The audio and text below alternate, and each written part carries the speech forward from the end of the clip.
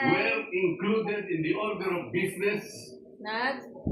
Babalat po ako ngayon ng mangga Doon po sa session para number meron pong 36. makain ng aking mga bisita. You will note, Mr. Speaker, hindi po niya ibinigay bilang Bisita ng aking anak. yung order of business Ang in kanyang section mga number 36.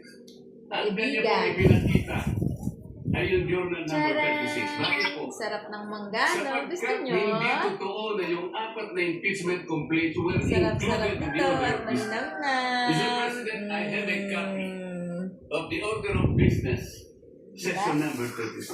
Actually, And I marami deposited a copy to the office of the Dalawa pa yung Secretary aking for everyone to babalatan see and examine for para themselves mas marami. kung talagang in-include nila sa order of business. Wala po. Saan Mingo po nila in-include? is Doon sa journal. the, Iba po yung journal ano, sa order of business. ano to?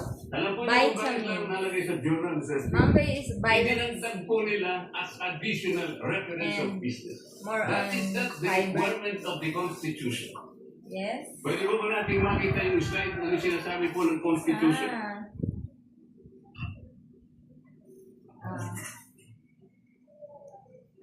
A verified complaint for impeachment may be filed by the member of the House. Blah, blah, blah. Ang sinasabi po rito, Yummy. Ten, ten, ten. Ten, ten, hindi po ten. yun. Ten, ten. Ten, ten, ten. Ten, ten, ten. Nakalagay po, Ten, ten. in-include Ten, sa ten, ten. 10th session day. Yun po yung section number 36. Hindi po totoo yun.